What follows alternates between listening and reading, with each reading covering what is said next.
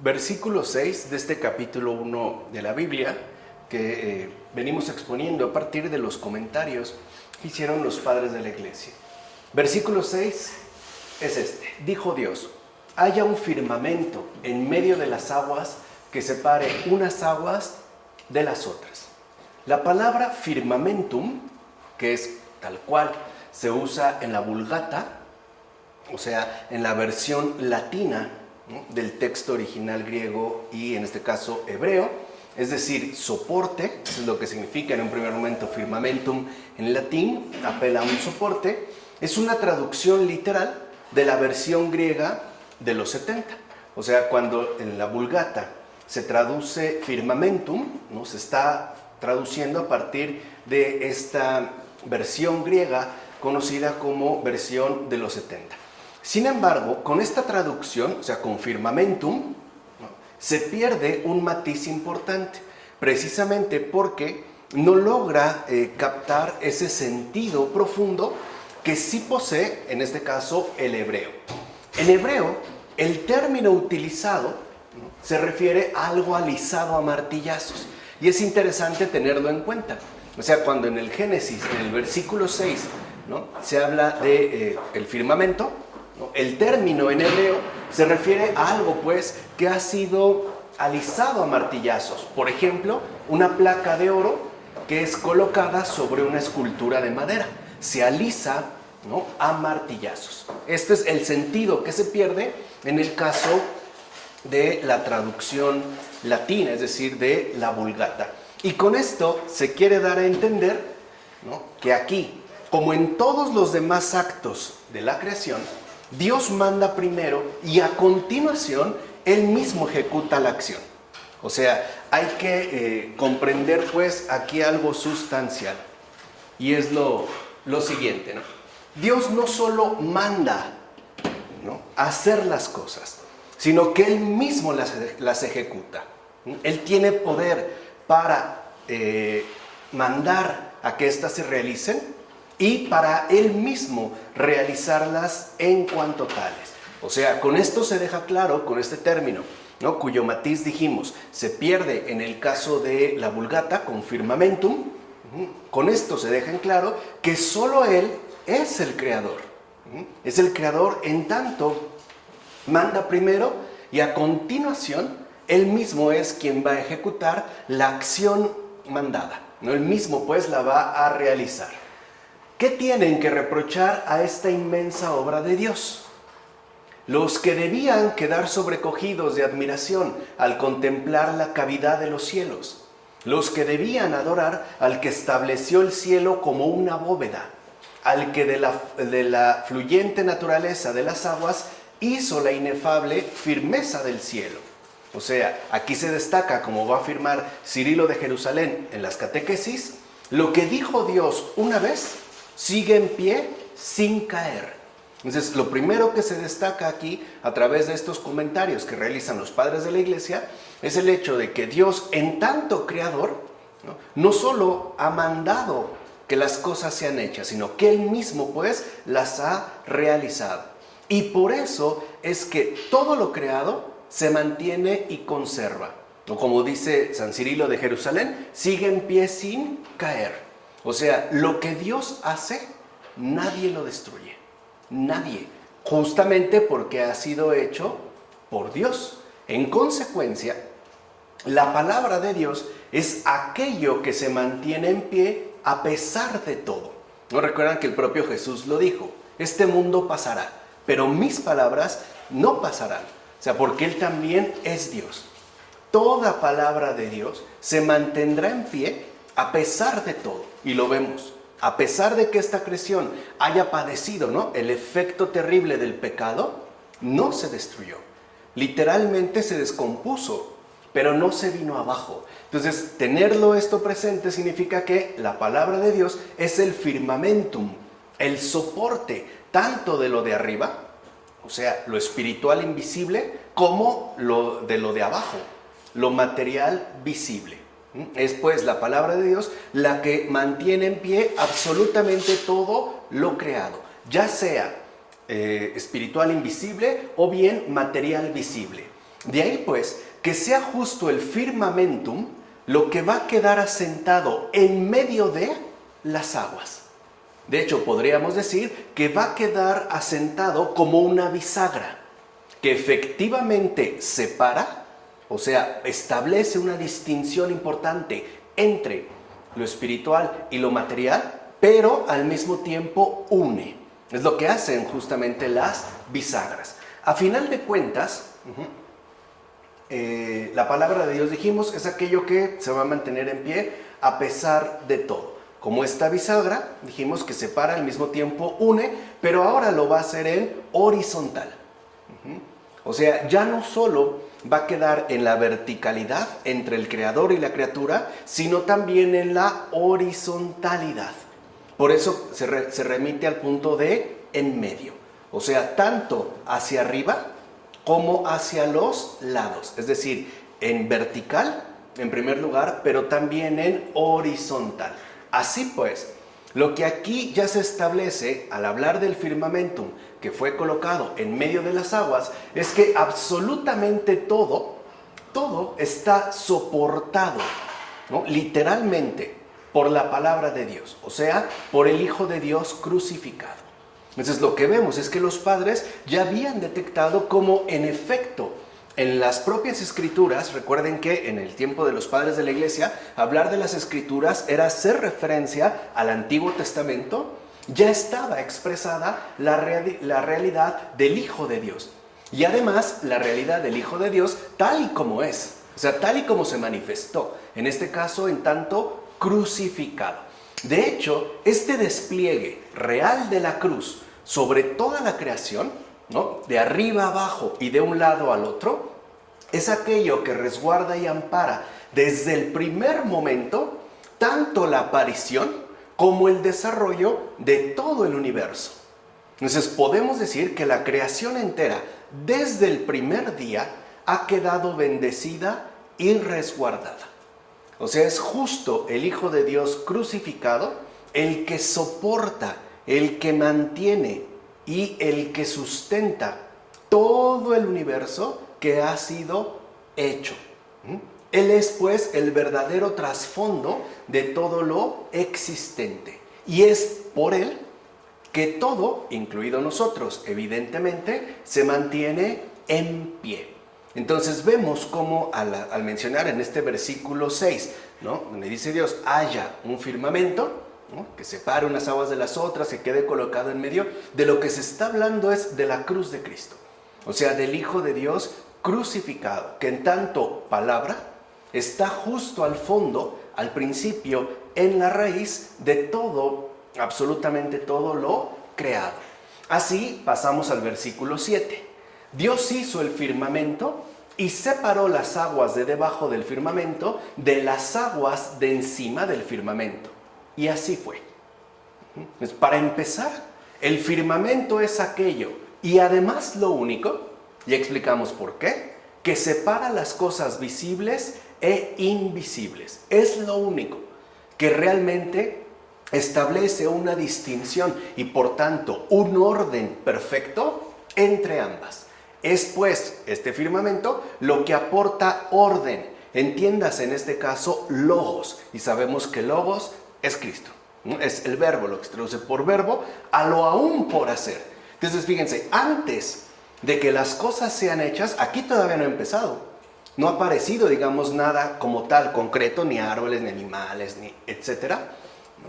Ya está precisamente este logos aportando el orden necesario a todo lo que aún está por hacerse. O sea, todavía no existe, pero su soporte ya está pues presente. Esto es en un primer momento. De hecho, el haber separado las aguas de tal modo que unas estuviesen sobre el firmamento y las otras debajo de él, puesto que decíamos que aquella primera materia de la que fueron hechas todas las cosas fue llamada también agua, significa que la materia corporal de las cosas visibles fue separada por medio de estas palabras. O sea, Dios no lleva a cabo una especie de obra confusa, sino que está perfectamente bien definida en todas y cada una de sus partes, de aquella incorpórea de las cosas invisibles en el firmamento del cielo, como dice Agustín en Del Génesis contra los maniqueos. Entonces, cuando se hablan de estas aguas, se está hablando justamente, ¿se acuerdan que ya había hablado de esta informidad inicial?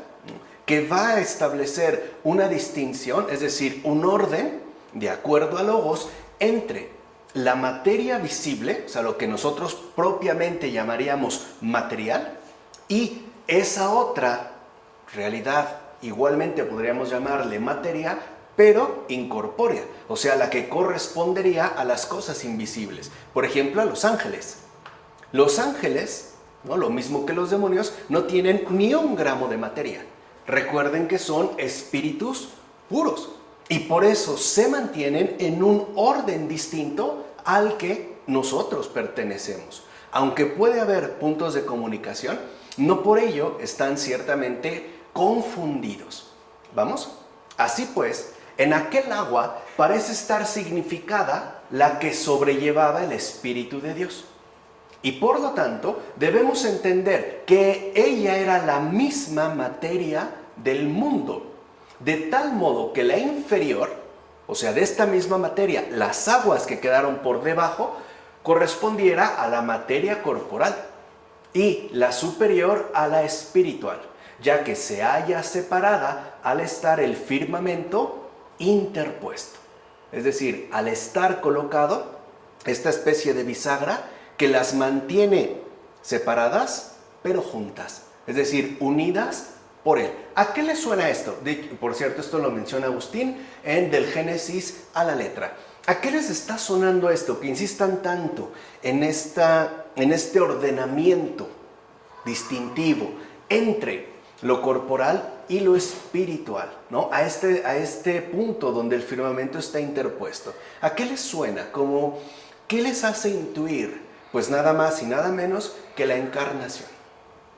Si dijimos al principio que desde el comienzo está justo el Hijo de Dios crucificado, manifestado según las expresiones, ¿no?, que nos han sido transmitidas a través del Génesis, aquí con esto ya se deja en claro que entonces Él es el que une, porque Él mismo va a ser justamente, ¿no?, el Dios hecho carne.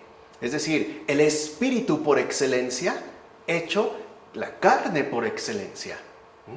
Se está hablando pues ya aquí, ¿no?, de no solo del ordenamiento de la creación, sino también del modo en el cual este Hijo de Dios llevará a cabo la redención. Estos son los misterios que los padres justamente han detectado y que además nos han ciertamente compartido. Si uno lee el Génesis a la ligera, no ve esto. Incluso pasaría completamente desapercibido, ¿vale? Entonces lo que vemos, ¿no?, es esto último, que es muy importante.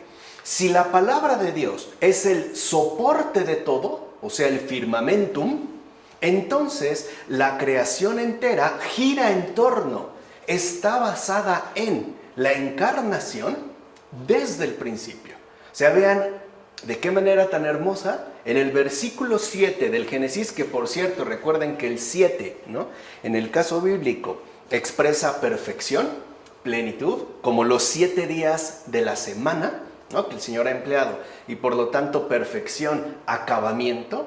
Significa que entonces la creación entera alcanza su verdadera plenificación en la encarnación de la palabra de Dios.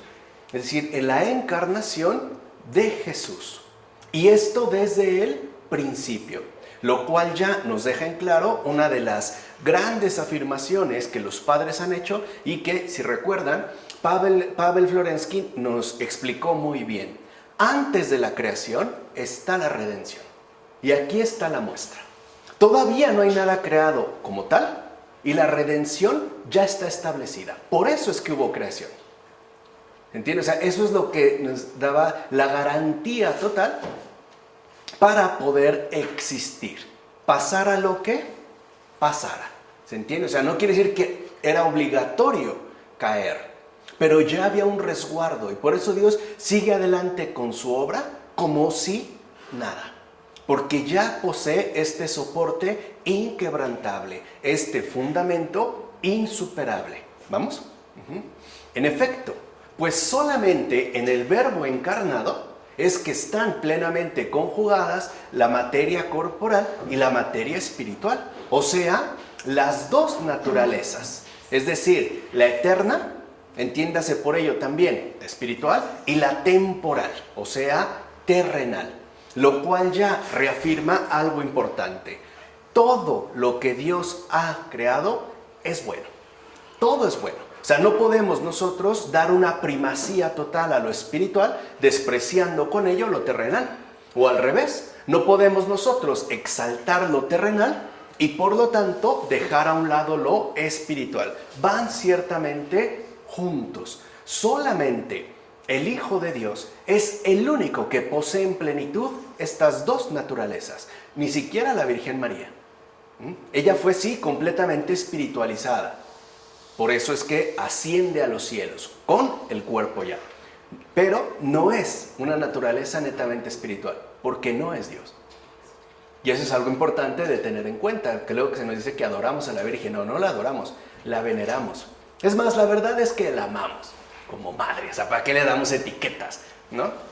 Le tenemos mucho cariño, mucha confianza y dijimos veneración. Ya sabemos, la devoción es para los santos, para todos, ahí se reparte.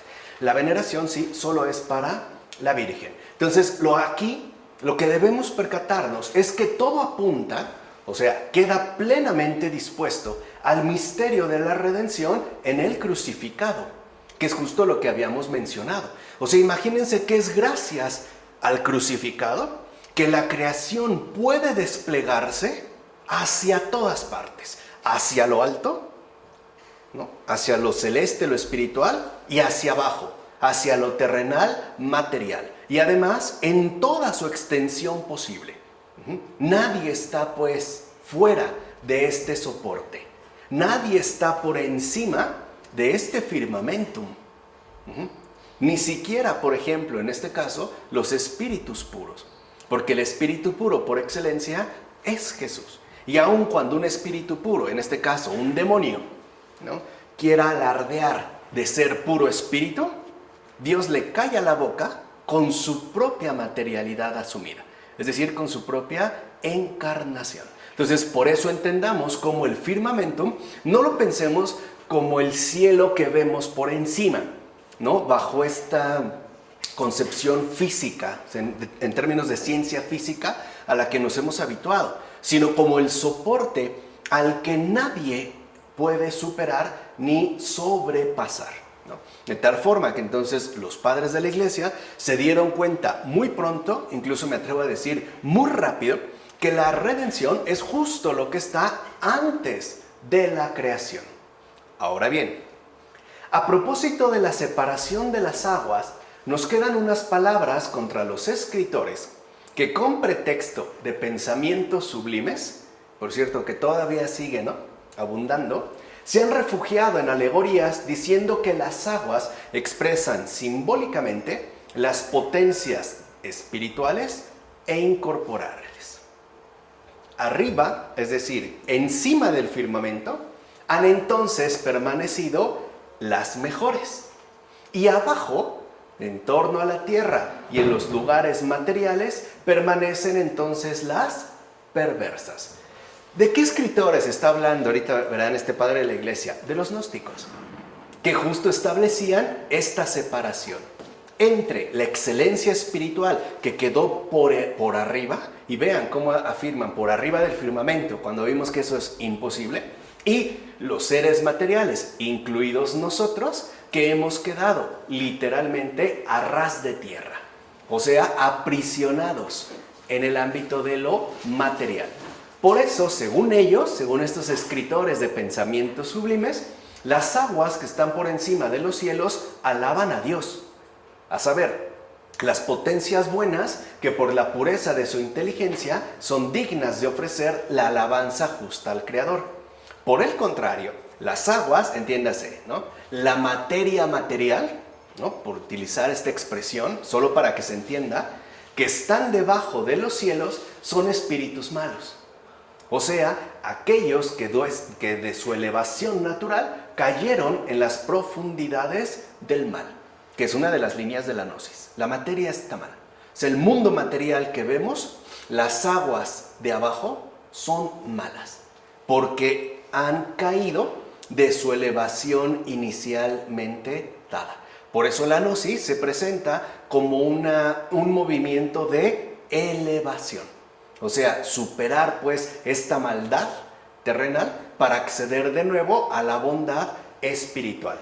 Entonces, las profundidades del mal, dado que son turbulentas, sediciosas y agitadas por el tumulto de las pasiones, reciben por tanto el nombre de mar, precisamente por su inestabilidad e inconstancia de los movimientos de su libre albedrío.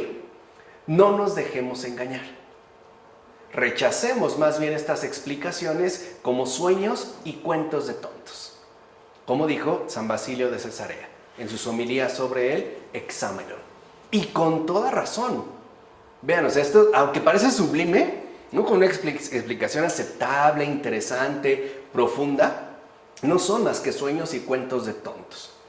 De hecho, la verdad, yo cambié la palabra porque él había dicho de imbéciles, ¿no? Bueno, la suavicé un poquito, pues se entiende, ¿no? Al final era algo peyorativo. Bueno, y con toda razón, ya que tales interpretaciones dejan de lado la verdad, es decir, el hecho de que la materia corporal no es maligna, precisamente por estar dispuesta desde el principio para la encarnación. O sea, que Dios mismo se haya hecho carne, significa entonces que lo carnal, lo material, lo terrenal, no tiene absolutamente nada de malo. Es más, digámoslo como es, ser humano no tiene nada de malo. Al contrario, de hecho, podríamos afirmar, es lo mejor de todo en términos creacionales. Por eso no habría que dejarse engañar por este tipo de planteamientos. Ahora bien, ¿por qué lo que por naturaleza corresponde al agua, como es seguir la pendiente, lo remite el texto sagrado al mandato del Creador? Porque mientras el agua se encuentra en una superficie plana, está inmóvil, no teniendo dónde deslizarse. Pero tan pronto como encuentra una pendiente, enseguida se inicia el movimiento y así sucesivamente. Y así siempre que se pone en marcha el que precede, sobreviene otro que le empuja. El ímpetu se hace tanto más vivo cuanto la corriente es mayor y el lugar donde afluye más profundo. Así pues, si esta es la condición natural del agua, sería superfluo el mandato que les ordena reunirse en un solo lugar. En efecto, debía necesariamente, por inclinación natural, reunirse en el lugar más profundo sin siquiera pararse hasta haber allanado la superficie. Piensen, por ejemplo, en unas cataratas. Se va hasta donde llegue, no hay un punto en el que se detenga. De hecho, no hay lugar tan plano como la superficie del agua. Y luego se dice cómo recibieron las aguas la orden de correr hacia un único lugar, puesto que es claro que son muchos los mares y están muy distantes los unos de los otros.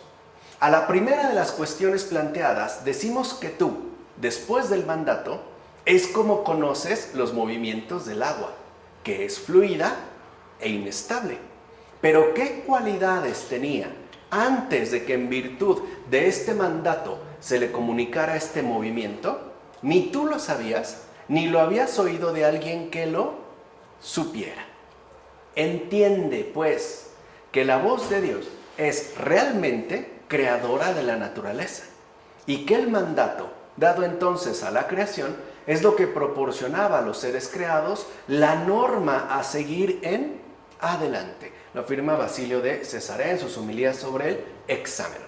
Entonces, lo que vemos de aquí es que, aunque las indicaciones que nos transmite la Escritura en este versículo no coincidan necesariamente con nuestras leyes naturales, especialmente, por ejemplo, con las leyes naturales que corresponderían al movimiento de los fluidos, en particular, en este caso, de los líquidos, no es eso lo que se está haciendo. O sea, no se nos está dando una teoría científica, Se nos están proporcionando luces para que nuestro entendimiento capte y asimile lo esencial.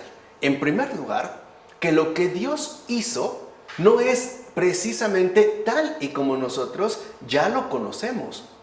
Y esto, fíjense, sin añadir que nos encontramos en un estado caído, cosa que ya, ¿no?, imposibilitaría cualquier referencia más o menos directa a lo ocurrido antes del pecado. No, aquí, por ejemplo, lo que se nos indica es que lo que Dios hizo, ¿no?, como tal, no es exactamente igual a como nosotros ya lo conocemos. Por eso lo que sí se nos indica es que nuestro entendimiento debe captar lo esencial. En este caso, ¿cuál va a ser la norma que seguirá de ahí en adelante? O sea, a partir de lo que Dios dice, ¿no?, se van a establecer las normas de regularidad en la creación. O sea, en pocas palabras, por decirlo a grandes rasgos, Dios no solo crea las cosas, también les da sus respectivas leyes de realidad, lo que hoy llamaríamos leyes científicas. No son naturales. Eso es lo primero que quiero que entendamos. No son naturales, son sobrenaturales, porque Dios mismo las ha dado. Dicho brevemente, la naturaleza no posee leyes eternas. Por ejemplo, ¿no?, el hecho de que todo lo que sube tiene que bajar, esa no es una ley eterna. Esa es una ley en función de la creación hecha por Dios. No es eterna, porque Dios no está sometido a esas leyes. Más bien, es la palabra de Dios, su mandato, como se menciona en la Escritura, la que también le ha dado sus respectivas normas, o sea, las llamadas leyes naturales. O sea, lo único que es realmente eterno es el Logos, la palabra de Dios, Jesucristo el Señor, nada más. Y es gracias a Él y por Él que toda la creación está también dotada de una normatividad, o sea, de normas que deberá seguir de ahí en adelante. O sea, a partir del instante mismo en el que ya sea concretada esta creación. Entonces, las leyes naturales no son leyes eternas, son leyes dadas, normas, ¿no?, un conjunto de normatividad que ha sido asignado por Dios mismo a la creación por Él a realizar. Es Él mismo. Esto también hay que tenerlo como muy presente. No es que Dios se someta, por ejemplo, a las leyes de los líquidos en este mundo. Él es libre de esto. Si hay estas leyes es porque Él mismo las dio. O sea, Él mismo estableció las normas que iban a seguirse, ¿no?, lo que llamamos leyes naturales, de ahí en adelante. Versículo 8. Dios llamó al firmamento cielo. Hubo tarde y hubo mañana, día segundo. Entonces vean, ya terminamos. El día primero se ve cómo se han establecido los verdaderos fundamentos esenciales, destacando sobre todo, ¿no?, la presencia invisible de la cruz, o sea, del Hijo de Dios crucificado. Y ahora ya vamos hacia el día segundo. Versículo 8 de este capítulo 1. Dios llamó al firmamento cielo. Hubo tarde y hubo mañana, día segundo. Pues bien, lo testimoniado nos invita a elevar la mirada hacia lo alto. O sea, al decirnos que Dios llamó al firmamento cielo, aquí sí, se nos invita ya a partir de este sustento a que nuestra mirada no se quede dirigida únicamente a lo de acá, sino que dirijamos toda nuestra atención, la mirada hacia lo alto, es decir, hacia el comienzo mismo de la creación entera. O sea que de entrada se nos invita claramente a la contemplación de lo sobrenatural. Esto es lo que aquí significa cielo. Y por eso es que también está subrayada, bueno, entrecomillada, en términos de un nombre dado. O sea, cuando aquí se habla de cielo, Dios llamó al firmamento cielo. Este cielo significa la contemplación de lo sobrenatural, que si lo ven, está en estrecha conexión con el anterior versículo 7 al final. Porque para nosotros pareciera que todo lo que ocurre, que todo lo que sucede en este mundo es natural. Y la verdad es que no. De hecho, es natural en la medida en la que tiene como principio lo sobrenatural, ¿no? O por utilizar estas expresiones. Si aquí nosotros estamos en un contacto directo con lo visible, es porque primero ha estado lo invisible y aún antes el invisible. Entonces, de entrada, ¿no? Aquí ya se nos hace una invitación a esta contemplación de lo sobrenatural. Por ejemplo, que no solo nos quedemos con esta serie de normas que rigen para la creación, sino en el autor incluso de estas mismas normas. Así pues, una vez hecho el cielo, Dios hace el firmamento. En efecto, Él hizo en primer lugar el cielo, del que dice, el cielo es mi trono, ¿no? Y se cita Isaías, capítulo 66, versículo 1. Y después hace el firmamento. Aquí sí, ¿sí lo ven?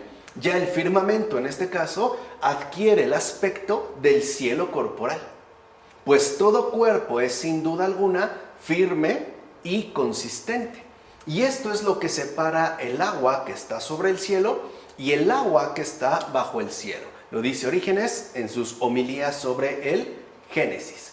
Con tal separación se establece entonces un arriba, no corporal, y un por debajo, que ciertamente corresponde en este caso a la materia corporal. Vemos cómo, en este caso, la Escritura nos va como detallando poco a poco lo que Dios ha hecho. Esto es lo que nos va dejando en claro, lo que ha hecho. ¿Cómo es que lo ha hecho? Nadie lo puede decir. Porque eso sí, literalmente, solo Dios lo sabe. ¿Entiende? Pero nos van dando, ¿no? En este caso, cada vez más luces para entender qué es lo que se está relatando. De hecho, por razón de haberse llamado al firmamento cielo, no es un absurdo entender que todo lo que está debajo del cielo etéreo, por eso entendían el cielo no material, en el que todas las cosas están sosegadas y estables, es más, ¿no?, disoluble y mudable. Hubo pues quienes creyeron que estas aguas visibles y frías envolvían por completo a la superficie del cielo y en consecuencia también a esta clase de materia corporal, formada antes de recibir distinción y especie, se la llamó firmamento, como afirma Agustín en Del Génesis a la letra. Aquí podemos decir que de hecho están también los padres, ¿no?, comentando las cosmovisiones dominantes de aquel entonces. Muchos suponían que debajo, más bien por encima del firmamento, esta especie de cúpula, había una suerte como de aguas inmóviles que estaban completamente sosegadas. Entonces, dentro de estos discursos, aun cuando ya se haya descubierto que no necesariamente es así, repito, no se están dando clases de cosmología. Al menos no en el sentido moderno, que solo parece atenerse a los hechos, sino al sentido que posee esto que se está mencionando. Pasamos así al versículo 9 y 10. Dijo Dios, que se reúnan las aguas de debajo del cielo en su solo lugar, y aparezca lo seco. Y así fue. Llamó Dios a lo seco tierra, y a la reunión de aguas la llamó mares, y vio Dios que era bueno. Entonces, fíjense, a partir de aquí, o sea, a partir del versículo 9, todo empieza ya a adquirir orden y características distintivas. O sea, a partir de aquí, la informidad empieza a adquirir formas específicas. La creación ya empieza a adquirir sus rasgos distintivos. Y esto, ¿no?, se expresa a través de la palabra reunión. Cuando dicen reunión es tanto como adquisición de una forma distintiva. De hecho, adquisición de múltiples formas distintivas que, de fondo, son lo que conforman a la creación entera. Ciertamente se dice una reunión, pero es claro que las aguas no se congregaron en un único lugar, ya que después de esto se dice, y a la reunión de aguas la llamó mares. Esta última palabra significa que lo que tienen en común los mares es haberse alejado de la tierra. O sea, literalmente sería su definición. El mar sería lo alejado de la tierra. Entonces se congregaron las aguas en sus reuniones y apareció lo seco, ¿no? Lo menciona Juan Damasceno en su exposición de la fe. Entonces, de entrada, todo parece adquirir un mayor nivel de comprensión y captación. Si lo ven, ¿no? A partir de este versículo, como que ya a nosotros, ¿no? Se nos permite tener como una mayor claridad al respecto de lo que está de hecho sucediendo.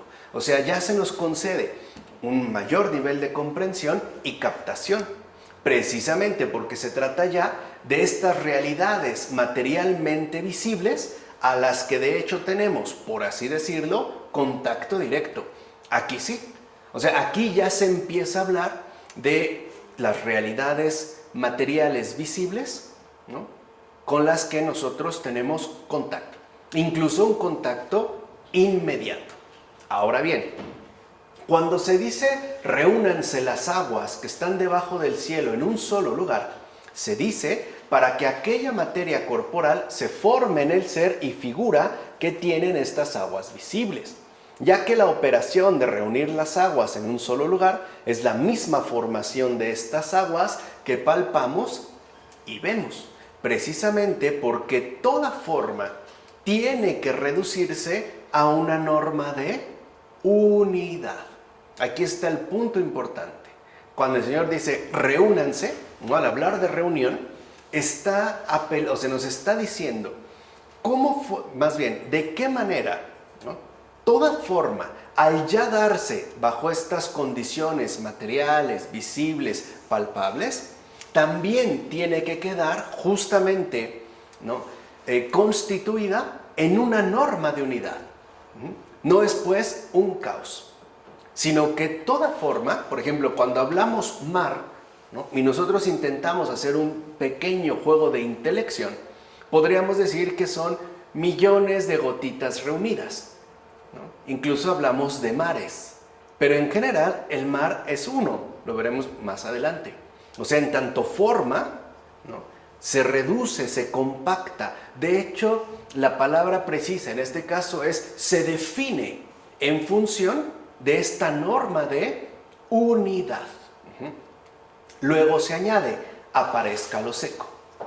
¿Por qué otro motivo debemos entender que se dijo? Si no fuera para que aquella materia recibiera la forma visible que actualmente tiene la tierra que pisamos y vemos. Así pues, lo que anteriormente era llamado tierra invisible informe, se llamaba también confusión y oscuridad de materia, es decir, informidad.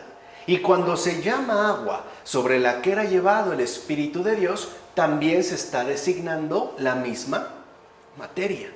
Ahora pues, esta agua y tierra se forman de aquella materia original que será denominada con todos aquellos nombres. Lo dice precisamente Agustín. O sea, aquí es, digamos, ya cómo se está conformando visiblemente aquello a lo cual ya tenemos acceso y que parte primero de la informidad inicial con la que Dios va a dar paso a todo lo demás. En síntesis, ¿no? La materia informe, o sea, la materia original, no eterna, no es algo con lo que Dios trabajó, sino que Él mismo creó, se transforma y conforma, tal cual. O sea, en estos versículos ya se nos deja en claro que la materia informe original justo ahora se transforma, se visibiliza.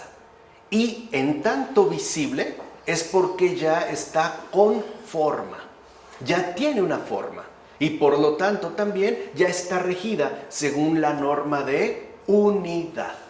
Y gracias a tal conformación, que de hecho es el paso milagroso de lo invisible a lo visible, es más, una especie de segunda creación a partir de la primera, porque una cosa es la creación original, esta informidad, que ya es un milagro, de la nada. Y aparte que de esta informidad se haga otra cosa distinta, visible, es una especie de segunda creación, todos los elementos recibirán ya sus formas definidas y sus características propias.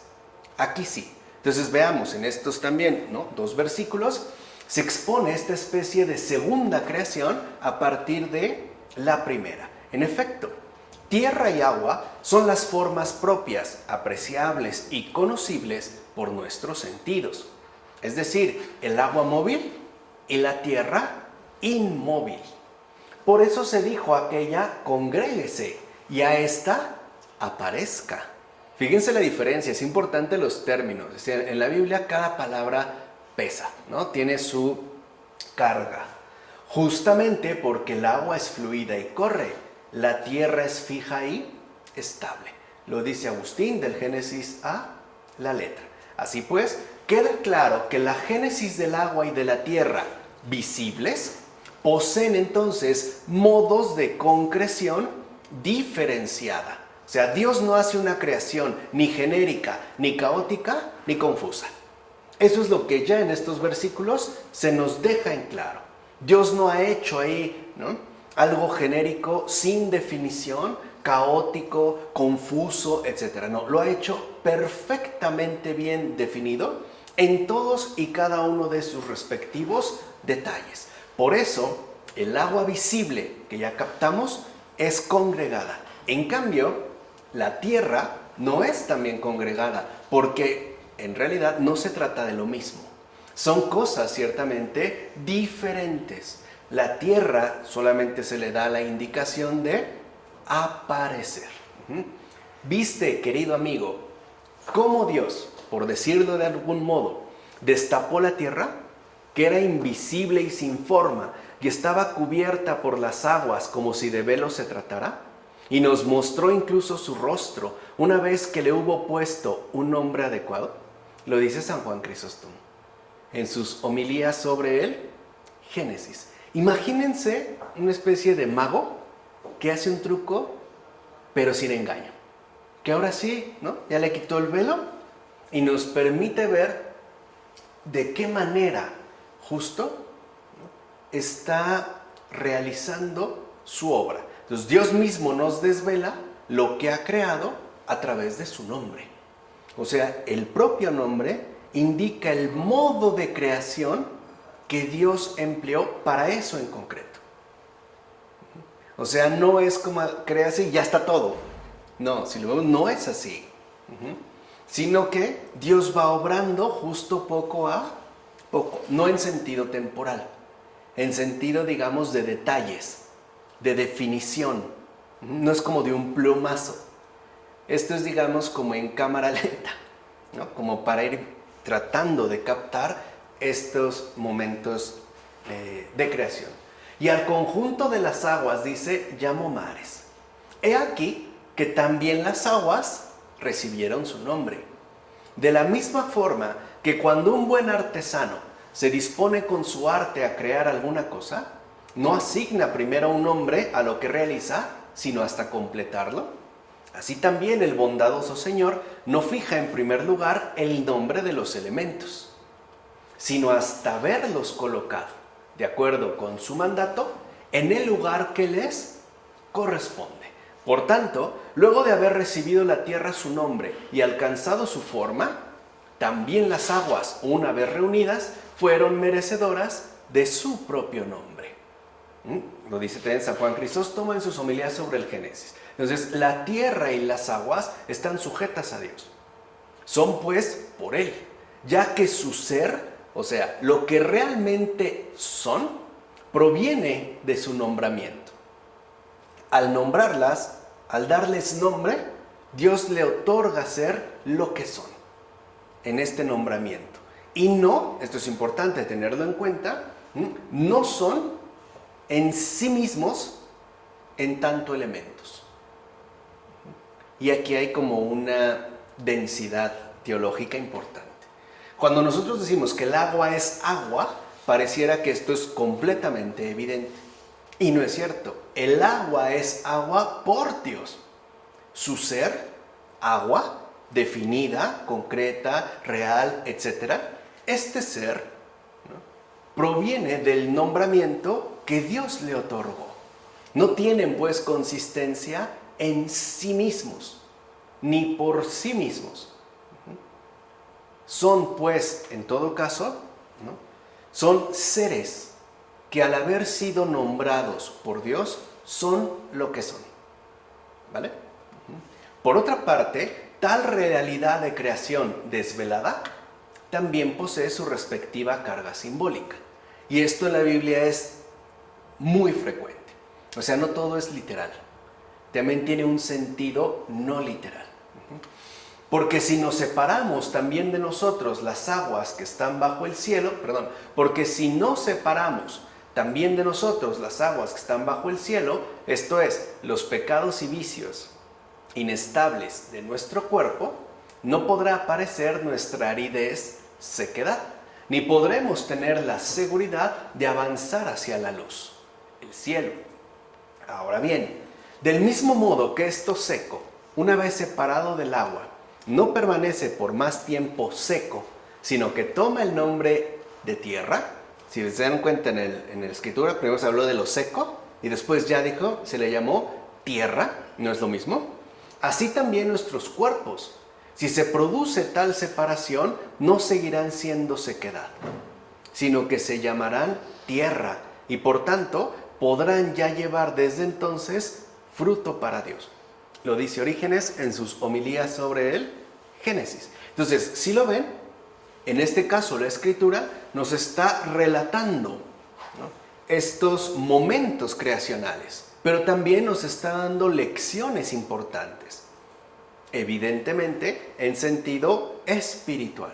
O sea, si nosotros pues no también separamos, ¿no?, en nosotros la inestabilidad a la que nos conducen nuestros pecados, quedamos secos.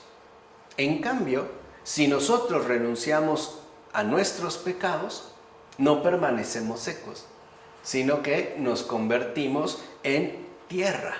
Y si por algo se va a distinguir la tierra, es por su fertilidad. Así pues, si nosotros renunciamos al pecado y optamos enteramente por Dios, seremos tierra. Y por lo tanto, podremos llevar en nosotros mismos, ¿no?, o más bien, podremos finalmente convertirnos en fruto para Dios. Porque para eso ciertamente también hemos sido creados. No para andar por cuenta propia, sino que nuestra vida está también ordenada a Dios. Convertirnos pues finalmente en fruto para Dios. Entonces repitámoslo también, esto es importante. Nuestros cuerpos están llamados en principio y a pesar de todo a ser tierra. Y por ende frutos para Dios, o sea, suelo fértil para la gracia divina. A nosotros se nos ha dado un cuerpo en tanto suelo fértil para poder recibir la gracia divina. El modelo por excelencia de esta fertilidad es Santa María Virgen. Ahí se ve un suelo absolutamente fértil para la gracia divina, ¿no? Tan fértil que hasta se encarnó el Hijo de Dios. Entonces hay que ver cómo el cuerpo no está de ninguna manera reñido con la vocación celestial que nos pertenece, ¿no? Al contrario, también es importante para nosotros en tanto tierra, o sea, suelo fértil para la gracia divina. Quiere decir que nosotros estamos llamados a recibir la gracia de Dios en cuerpo y alma, o sea, en toda nuestra persona. No solo se trata de cosas espirituales, porque nuestra realidad humana es corporal. Por eso, si lo recuerdan, en el anuncio, ¿no?, del ángel a María hay un diálogo. Y lo que ella cuestiona es esto: pero ¿cómo si no he conocido varón? O sea, ¿cómo si no he estado con ningún hombre en términos sexuales? O sea, en pocas palabras, soy virgen. ¿Cómo va a ser esto? ¿Por qué? Porque ella reconoce su propia realidad humana.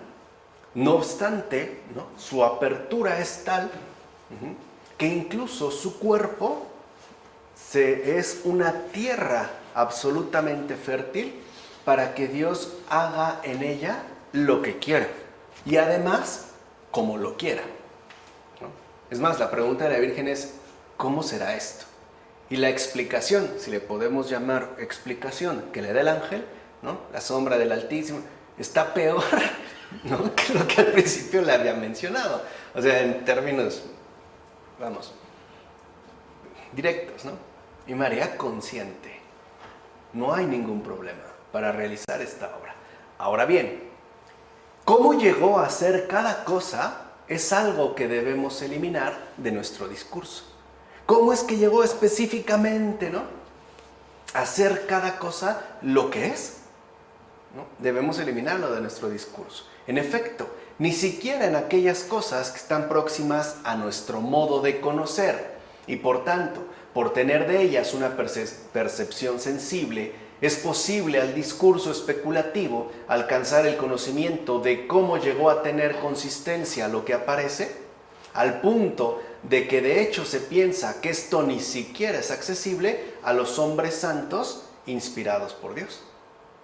Pues como dice el apóstol, más bien sabemos por fe que los siglos han sido hechos por la palabra de Dios, de forma que se entiende que incluso las cosas que se ven han sido hechas de lo que no se ve. O sea, si lo vemos desde el principio, o sea, desde el propio libro del Génesis, se nos hace ya una invitación a la experiencia de fe. Porque si por algo se caracteriza la fe, es por esa confianza puesta en lo que no vemos.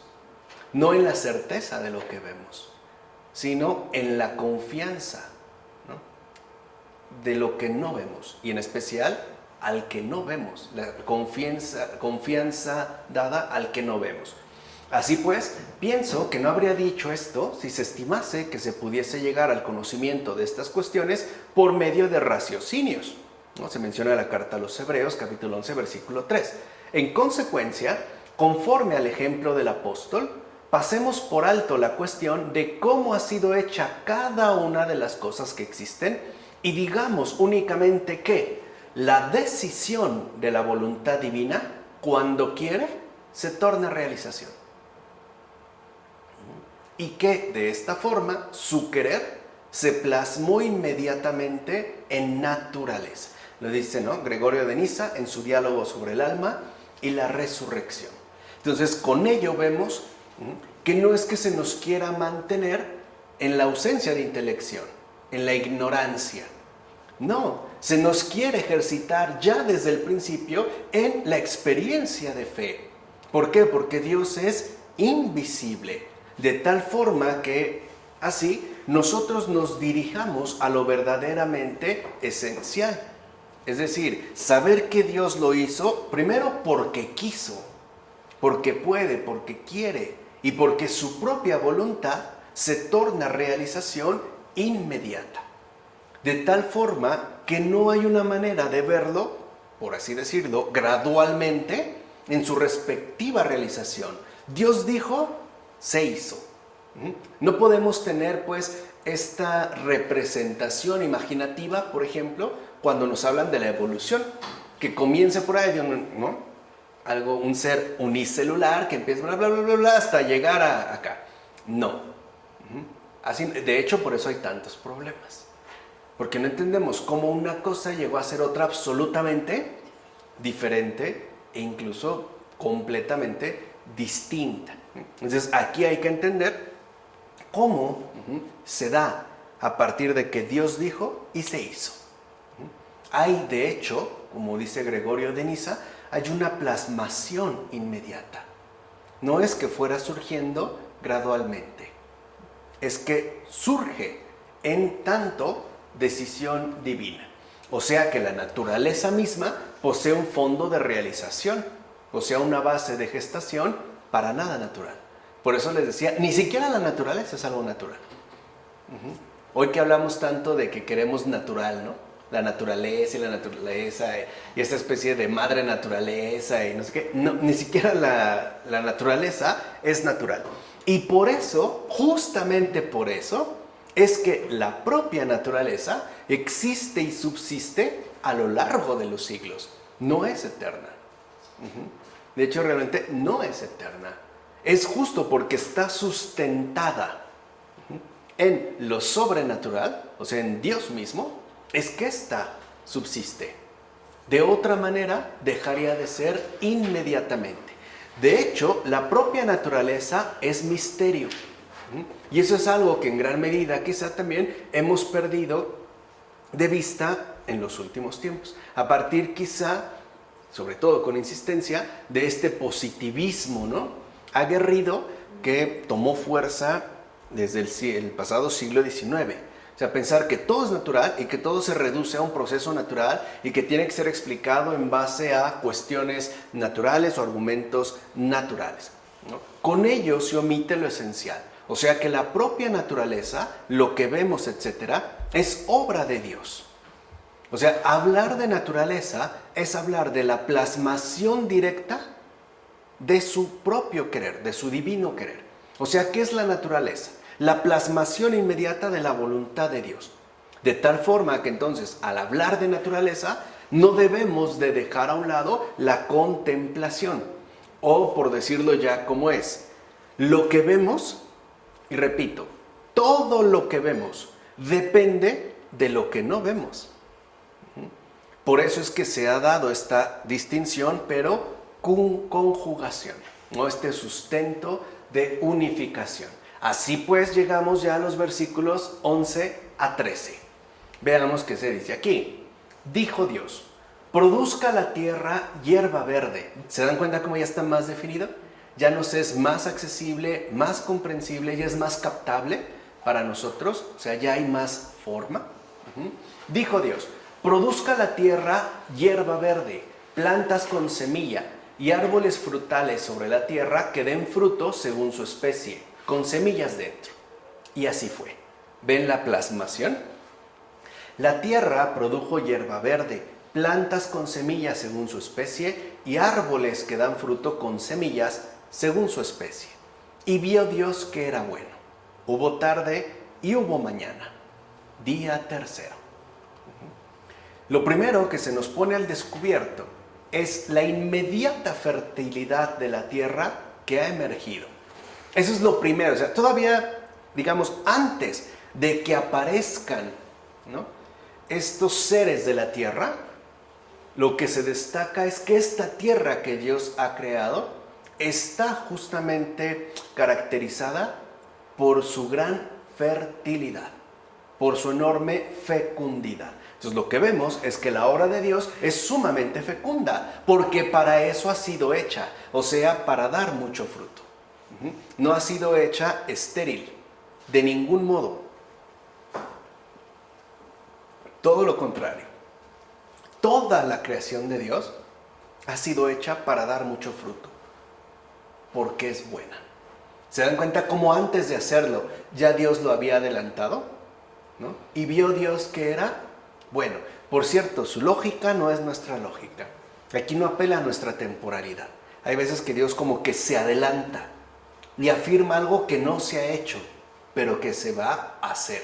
Y a veces se regresa para hablarnos de lo que hizo, pero a lo mejor en aspectos que no se mencionaron. Esto es importante de tenerlo en cuenta. O sea, hay que tener también libertad de intelección, o mejor dicho, docilidad a la gracia, para poder seguir la revelación del Señor. De hecho, a la propia tierra se le concede la capacidad de reproducirse. ¿No? Y uno se puede preguntar, ¿cómo es esto? Es decir, un sentido profundo y visible de procreación. Primero, hacia lo alto, o sea, arriba. Y dos, a lo ancho. Quiere decir entonces que la propia tierra es cruciforme, porque posee esta enorme fertilidad que en efecto da pie a la procreación. De entrada, aquí se ha de notar la norma del ordenador, porque como estas criaturas, es decir, las hierbas y los árboles, son distintas de las tierras y las aguas, ¿se acuerdan que esto fue lo primero? ¿No? Un húmedo y lo seco, que después se llamó mares y tierra. Al no poder enumerarlas entre los elementos, por separado se dijo que salieran de la tierra, y también por separado se dirige a ellas para decirles aquellas acostumbradas palabras. Y así se hizo, repitiendo después lo que hizo, es decir, la inmediatez de su voluntad realizada. Por eso si lo ven, ¿no? Dios dijo que haya tal, y después hubo árboles, hubo semillas. O sea, esta repetición lo que hace es expresarnos cómo su voluntad se realiza inmediatamente. Ahora bien, por separado también se indica que vio Dios que eran buenas. O sea, ¿ven cómo no hay como algo apresurado, caótico? No hay para nada desorden, sino que todo lleva su respectivo orden. Sin embargo, como por las raíces se unen a la tierra y permanecen fijas en ellas, quiso Dios que éstas permaneciesen al mismo día de la creación. Lo dice Agustín, en Del Génesis a la letra. Así pues, la hierba verde es eso mismo que es lo otro, ¿no? Esta gran expresión filosófica de Michel Henry, ya que su centro de realidad, de hecho nosotros, ¿no? Su centro de realidad procede de la tierra en la cual hunden sus raíces para crecer y reproducirse. Entonces, ¿qué es lo que vemos en este punto? Ya es algo que hay que meditar. Que la hierba verde es unión ya de lo visible con lo invisible. De hecho, nosotros vemos la hierba crecida, pero no vemos cómo es que crece. Ni siquiera vemos, por ejemplo, en principio, cómo es que en realidad sus raíces se desarrollan para crecer y también para reproducirse. Claro, hoy en día me pueden hablar de que la hidroponía ya no se requiere tierra, o la llamada aeroponía. Es cierto, pero no olvidemos que la primera hierba vino de la tierra, aun cuando después se quiera reproducir por medios hidropónicos, es decir, sin tierra, con agua. Esta hierba original viene de la tierra. Entonces, cuando vemos nosotros, en la Biblia en este caso se habla de la hierba verde, ya estamos hablando de esta conformación concreta de lo visible con lo invisible. ¿Vamos? A continuación, es decir, después de haberse reposado la tierra, quitando además el peso del agua, recibió la orden de que primeramente germinara la hierba, después los árboles. Fíjense, esto es importante. Lo primero que quiso Dios que apareciera en cuanto tal fue la hierba, después los árboles. Es justo lo que vemos que todavía sucede hoy. Nosotros nunca vemos que surja un árbol como tal. Incluso un árbol comienza como una hierba, como un brote, como algo igualmente común a lo demás. Es más, por mucho que habláramos, por ejemplo, de un árbol de tule, proviene en su inicio también de esta forma de hierba. En efecto, es aquella voz de entonces, o sea, aquel primer mandato, la ley de la naturaleza, y por tanto, aquello que asimismo permaneció en la tierra, dándole para el futuro el poder de engendrar y fructificar. O sea que, si se pueden realizar hoy en día siembras intensivas por medios acuáticos, ¿no? La llamada hidroponía, es porque esta voz ha quedado impresa indeleblemente en la naturaleza. O sea, es gracias a esta voz que justo, ¿no?, encontramos, en este caso en particular, en la naturaleza, este poder que ciertamente posee para engendrar y fructificar. O sea, quiere decir que incluso la germinación de una semilla o la insignificante aparición de una hierba no es un proceso natural. No es que solo se requiera tierra, agua y sol o luz. No es cierto. Sigue siendo un gesto muy concreto de lo sobrenatural, de esta indicación, pues, de Dios, ¿no? Lo dice Basilio de Cesarea en sus homilías sobre el Hexámero. Queda claro entonces que solamente la palabra de Dios es lo que permite a toda la naturaleza ser en verdad fecunda en términos de engendración y fructificación. Es por Él. O sea, la naturaleza está vivificada por la palabra de Dios, no por sí misma. Hoy pensamos nosotros que si utilizamos, por ejemplo, buenos fertilizantes, haremos crecer más la hierba. Y sí sucede, pero no es por los fertilizantes. Es por esta fecundidad originaria que Dios le ha otorgado en su palabra en términos de engendración y fructificación. O sea, dicho brevemente, todo no fue solamente creado por la palabra de Dios, el Logos, sino que asimismo es mantenido en su naturaleza fecunda por su presencia viva y eficaz. ¿Por qué hay hidroponía? ¿Por qué hay aeroponía? ¿Por qué hay sembrado natural en tierra? Por la presencia viva y eficaz de la palabra de Dios. O sea, no es la palabra de Dios, no solo o por medio de esta palabra fue creado el universo entero, sino que es gracias a su presencia viva y eficaz. ¿Recuerdan cómo había quedado en el trasfondo? ¿No? Digamos, en el más profundo sustento de todo lo creado, es esta presencia la que permite justamente a la naturaleza su respectiva fecundidad. Una fecundidad que, por cierto, a muchos asombra. Y basta verlo de inmediato. Cuando vamos a un bosque o cuando vamos, no sé, a un campo abierto, lo primero que vemos es una fecundidad literalmente impresionante. Esto es así gracias a la presencia viva y eficaz de la palabra de Dios. No es algo pues que se dé por sí mismo. No se trata de un simple proceso. Incluso pareciera que todo está excesivamente detallado. Desde a lo mejor en estos campos abiertos donde hay hierbas de todas formas, colores, florecitas que ni vemos, algunas que llaman nuestra atención, etcétera, etcétera, etcétera. Es justo como un vestigio, ¿no? Como un anuncio implícito de la presencia viva y eficaz, a pesar de todo, de la palabra de Dios. Por eso, si lo ven en el Génesis, ¿no? En los versículos que hoy empezamos, o sea, a partir del 6, ¿no? En adelante, se insiste mucho en la comprensión de este sustento inquebrantable, a pesar de todo. En efecto, no fue cuando la tierra oyó, produzca hierba verde y árboles frutales, como produjo la hierba que tenía oculta en su interior. O sea, como si ya estuviera ahí. No, nada más, ¡pum!, para salir. Ni hizo brotar a la luz el cedro, el roble o el ciprés, ocultos en algún lugar de sus entrañas, sino que es la palabra de Dios, Logos, el único origen de todo lo que existe. Es por Él. No es que estuviera ya ahí como oculta, entonces ya mi turno, ¿no? Y ahora que es como cuando regamos una de estas macetitas orgánicas de hoy en día, le pones agua y después ves crecer la semillita. No, no es así.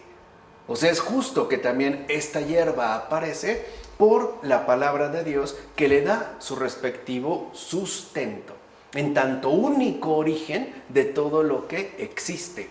Entonces creo que esto es importante al momento de recomprender lo que llamamos naturaleza. Porque la naturaleza no solo existe, subsiste. Y no subsiste por sí misma, subsiste por Él. Es decir, subsiste por el Logos.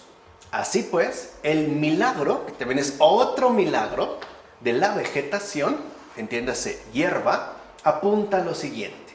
Vean qué bonito. En un brevísimo instante, la tierra, para cumplir las leyes del Creador, comenzando con la germinación y pasando después por todas las formas del crecimiento, hizo madurar rápidamente las plantas. O sea, la propia tierra ya se ve que coopera en el mandato del Señor. Hoy diríamos, ¿no? En México, le echa ganas. Dios dijo, se hace.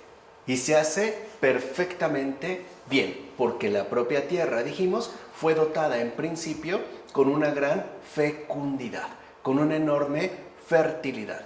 Y no solo es la fertilidad biológica que nosotros vemos, sino es sobre todo esa enorme fecundidad que se llama, en términos espirituales, obediencia. Sin obediencia, uno es espiritualmente infértil, uno se queda seco, uno no es de hecho tierra, tal y como lo habíamos mencionado. En consecuencia, la tierra misma da testimonio del cumplimiento de la voluntad de Dios de manera rápida y eficaz, o sea, sin dilación alguna. Quiere decir que entonces la tierra es, según lo dicho por San Francisco de Sales, devota. La tierra es devota, porque recuerden que para San Francisco de Sales la devoción no es la práctica exterior de actividades piadosas, no, la devoción es la pronta respuesta, es más, inmediata para el bien. Ese es un alma devota para San Francisco de Sales. De hecho pueden leer, ¿no?, el tratado sobre la vida devota, que aparte es muy bonito y muy interesante. Entonces, por cierto, la fertilidad de la tierra no es algo solamente físico, sino que ante todo apunta a esa abundancia de obediencia, lo que habíamos dicho, que pertenece y brota de Logos. ¿Quién ha sido el único realmente obediente? El Logos, es decir, el verbo hecho carne. Entonces, cuando se habla de esta enorme fertilidad de la hierba, ya se está también mostrando la abundancia de obediencia con la cual la tierra ha sido dotada. O sea que la propia tierra que nosotros vemos está basada en la realidad del Logos. El Logos es pues su propio modelo. Por eso las praderas estaban cubiertas por la abundancia de hierba. Y las fértiles llanuras erizadas de sembradíos daban la imagen de un mar ondulado con el movimiento de las espigas. Podríamos llamar una especie de ¿qué? Adoración vegetal. Cuando los árboles se mueven, es la forma en la que adoran a su creador. También hay una adoración vegetal, así como hay una adoración animal. También la hay. Pero en el caso de la adoración vegetal, esta imagen que nos transmite Basilio de Cesarea es hermosa. Se ve aquí esta adoración. Dice, y toda hierba, y toda clase de vegetales, y los matorrales, y las legumbres, surgían entonces de la tierra con toda abundancia. Repito, lo dice Basilio de Cesarea en sus homilías sobre el Hexámero. Ahora bien, debemos tener en cuenta lo siguiente. En el comienzo no provino la espiga de la semilla, sino que la semilla provino de ella. Después de esto, la espiga crece de la semilla, como lo afirma Gregorio de Niza en su diálogo sobre el alma y la resurrección. Y esto es muy importante, porque para nosotros el ciclo natural de una planta empieza por la semilla. Claro, podemos hablar de un esqueje o de un injerto, pero en cuanto tal, para nosotros todo comienza por la semilla. Aquí no hubo semilla, al principio no. Y con esto se deja en claro que el comienzo mismo de toda la vegetación existente no es algo meramente natural. ¿Ven cómo el Génesis insiste una y otra vez en esto? Es decir, en la contemplación, no creer que fue natural, y entonces primero se requería que la semilla, para que ésta creciera, no, creció ya hecha. Después de que ya se dio la hierba, ahora sí, vendrá la semilla. Por una parte, es esto justamente lo que justifica el hecho de no tributar ningún tipo de adoración a la naturaleza en sí misma, sea de la manera que sea, pues esta en su conjunto aparece después del comienzo. O sea, el comienzo de la naturaleza no es natural, es sobrenatural. Después de este comienzo, ahora sí, la naturaleza ya tiene su respectiva normatividad de funcionamiento. Y entendamos por comienzo la causa de la vida, incluso natural. Es más, la orden de que la tierra produzca, vean, es más antigua que el sol.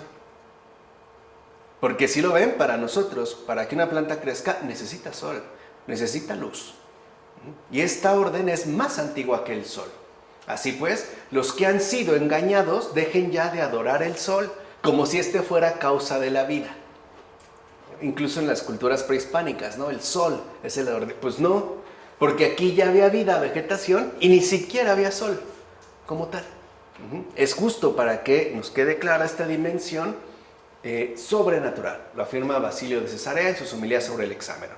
Entonces, no olvidemos, pues, que la única causa de la vida es solamente Dios. Ni el agua, ni el sol, ni el aire, ni el alimento, ni nada.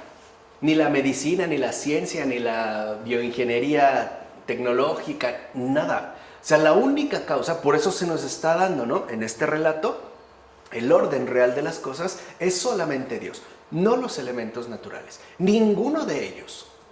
Ninguno. Por este motivo, va a decir San Juan Crisóstomo en sus homilías sobre el Génesis, te muestra la Escritura todo acabado antes de la creación de este, o sea, el sol, a fin de que no le atribuyas a él la producción de las cosechas, sino al Creador de todas las cosas. Entonces, si lo ven, para nosotros la naturaleza está ya hipernaturalizada, cuando en realidad no es así. O sea, en principio la naturaleza no es algo netamente natural. Aquí vemos cómo el Génesis nos dice, Dios hizo brotar la hierba en abundancia, ¿no? La hierba, es decir, la vegetación y árboles frutales, y cuando no se ha creado el sol. Es más, no es casual que se hable de árboles frutales, porque si conocemos mínimamente de los procesos de agricultura, sabemos que toda planta, árbol, que conlleva fruto, por ejemplo, tomates, berenjenas, chiles, por no hablar ya de las frutas en cuanto tal, melones, papayas, sandías, son excesivamente consumidoras de luz solar. De hecho, si hay poca luz o si reciben poca exposición al sol, no dan el fruto. Pueden quizá desarrollar la vegetación, pero no van a dar el fruto.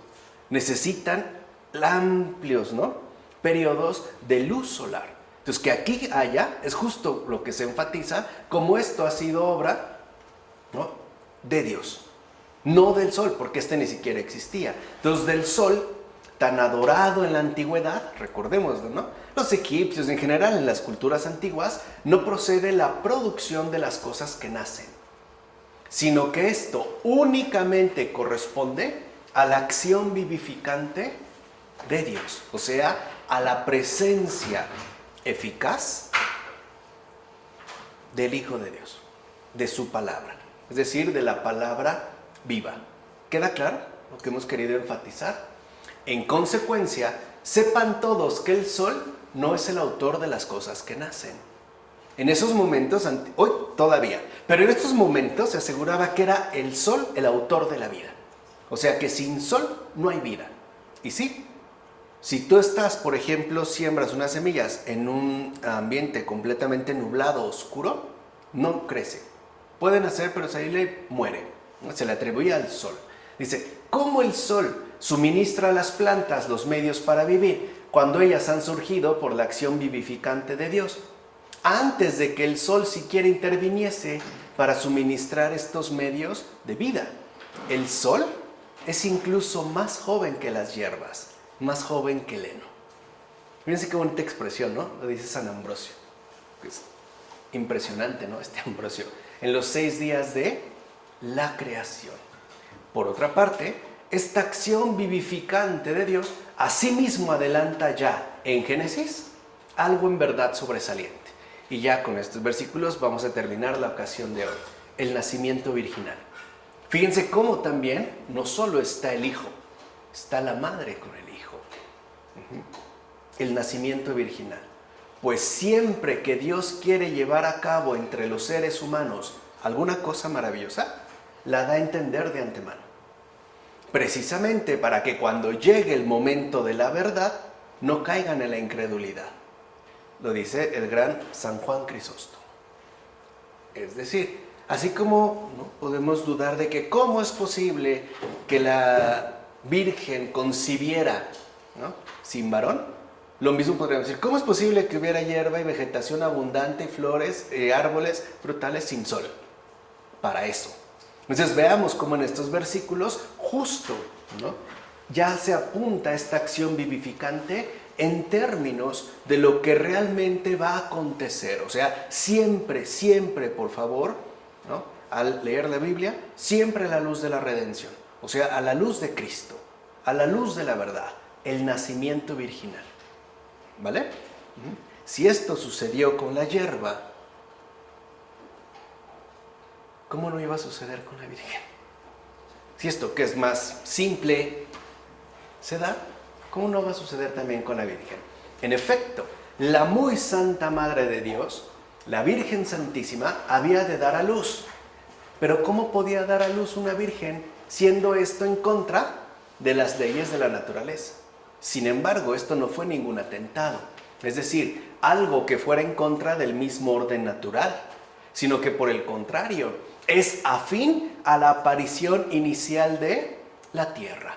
Porque como vimos, la fertilidad, en cuanto tal, asignada a la tierra, no es algo natural, es algo que viene de lo sobrenatural. Y se añade, en efecto, ¿cómo fue posible que la tierra, siendo virgen, concibiera y asimismo engendrara? O sea, sin la participación del sol, el varón. Porque no existía aún la lazada, ni la tierra tenía surcos, ni había labrador que la cultivara, ni había caído lluvia, ni había crecido en ella ni hierba ni semilla, y ni siquiera la había alegrado el rocío, ni la había calentado el sol. Respóndeme pues, ¿cómo siendo virgen engendró la tierra tan variados géneros de hierba? Pues bien, del mismo modo, respecto a la Virgen, debemos aprender que quien lo hace es Dios. Eso es lo que aquí se nos deja claro, desde el principio. Lo dice Juan Crisóstomo en su discurso acerca del bienaventurado Abraham. Así pues, lo verdaderamente importante es tener muy en claro al creador de la naturaleza y ver cómo las obras que ha realizado, por ejemplo, el nacimiento virginal de su hijo, no es contra natura, es fiel al principio establecido. De hecho, no tendría que resultarnos tan sorprendente si es que hemos entendido cómo es que en este día brotó la hierba. Dijo Dios, germine la tierra. Y de inmediato aquella palabra penetró en las entrañas de la tierra. ¿Ven cómo es estar pensando como la Virgen? En la tierra. Y las fecundó y las incitó al parto y así dio a luz la que era virgen. Lo dice San Juan Crisóstomo en este mismo discurso. Así pues, desde el principio se figura, o sea, se adelanta ya la verdad de la realidad del nacimiento virginal del Salvador. Entonces dijimos, así como ya se presentó versículos antes, ¿no?, la luz del Señor, de hecho del Señor crucificado, y de ahí pasamos a la encarnación. ¿Se acuerdan que era como el medio? Ahora ya se concreta que esta encarnación involucra precisamente también a la Virgen, es decir, a su madre, en un paralelismo establecido en relación a la tierra. Por cierto, algo interesante que vale la pena mencionar aquí es lo siguiente. Aunque la hierba había sido creada hacia un momento, aparentaba ya tener unos meses. Lo mismo los árboles. Aunque hacía un día, fíjense, un día que acababan de germinar, estaban completos y con frutos que colgaban de sus ramas como si tuvieran ya años. Y en efecto, hay algunos árboles que tardan años. Por ejemplo, los espárragos. Si uno hace germinar un espárrago, a partir de las llamadas garras, ¿no?, por lo menos pasarán 2 años para tener uno. Por lo menos. Y eso hay que podarlo para que después se extienda. De tal manera que podrían pasar hasta 5 o 6 años para una cosecha de unos 4 o 5 espárragos. Y en sola variación. Bueno, la hierba que se requería para servir de comida para los animales, que habían de crearse 2 días después, ya estaba preparada. Y el grano que habría de servir de comida a la casa de Adán, la cual habría de ser expulsada del paraíso 4 días después, estaba ya listo. ¿Se dan cuenta? Como por adelantado. Material y espiritual, es decir, simbólico, ¿no? Lo dice Efrén de Nícibe en su comentario sobre el Génesis. Vemos pues que Dios mismo se adelanta a la preparación del sustento de todo aquello que ha de ser llamado a existir. O sea, que Él es providente desde antes. Y por ende, Padre de toda la creación. No hay pues nada de orfandad. Todavía ni existíamos y ya estaba puesto todo. Todo. Ahora bien, si Dios mandó que naciese de la tierra hierba alimenticia y árboles frutales, ¿quién ordenó entonces el nacimiento de tantas hierbas espinosas y venenosas que no sirven de alimento y tanta variedad de árboles que no dan fruto? Fíjense cómo los padres son bien curiosos, ¿no? Si plantean preguntas, ¿qué le dice? ¿De dónde la sacó? ¿No? Pero este es justo su amor a la verdad. Dice, debemos decir que por el pecado del ser humano, la tierra fue maldita a fin de que produjese espinas, y no para que ella sintiese las penas.